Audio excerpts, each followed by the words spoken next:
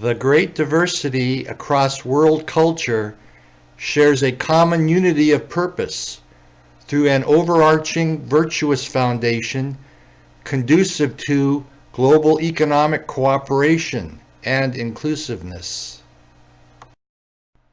Although each culture chiefly favors its own ethical traditions,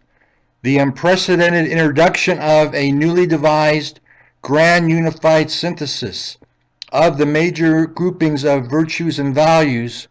dramatically accentuates such a shared ethical heritage, independent of cultural exclusivity. This grand-scale unification of traditional value ethics encompasses the major groupings of virtues, values, and ideals revered the world over,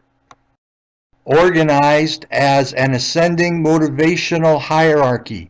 of personal, group, universal, humanitarian, and transcendental authority perspectives. This hierarchy is schematically based upon a behavioral foundation within the realm of instrumental conditioning, permitting a secularly based scientific validation effectively coexisting with traditional value ethics. The systematic organization of the ethical hierarchy further permits the construction of what are termed the schematic definitions, spelling out in longhand the precise location of each virtue or value within the linguistic matrix, and providing a motivational calculus dictating the strict transformational rules for governing how each level meshes with those above or below it. The truest applications for such an ethical system, however, derive precisely from a moral contrast with the opposing realm of the vices, where each virtue is necessarily paired with a corresponding antonym or vice, permitting negative transactions to be analyzed in terms of their potential for conversion into positive ones, and vice versa. This necessarily encompasses Aristotle's major categories of the vices of defect, based upon the behavioral paradigm of punishment, permitting a complete ethical system through a systematic contrast with the virtuous realm. Although necessarily only a brief overview, this expanded format is depicted here in terms of the positive domain, specifying cooperation and encompassing the major and lesser virtues, as well as the affiliated range of extremes.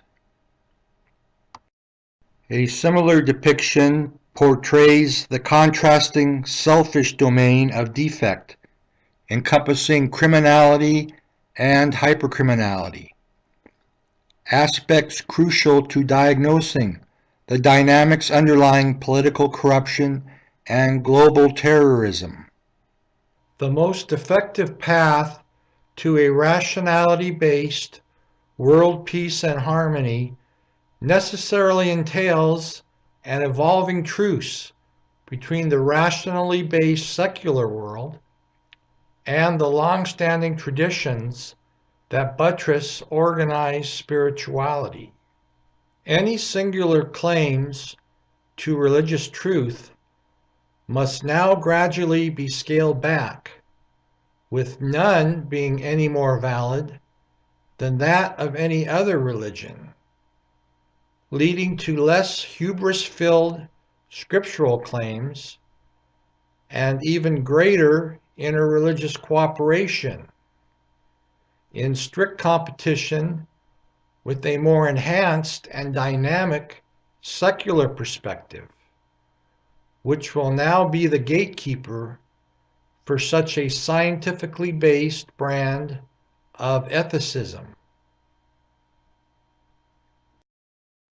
This should gradually lead religions away from extremist perspectives and hopefully the phasing out of mindless global terrorism. This newly secularized brand of ethics is well placed for such a mediation role, extending beyond the basic virtues and values to encompass Aristotle's vices of defect and excess, criminality and hypercriminality, and even the communicational factors underlying the mental disorder.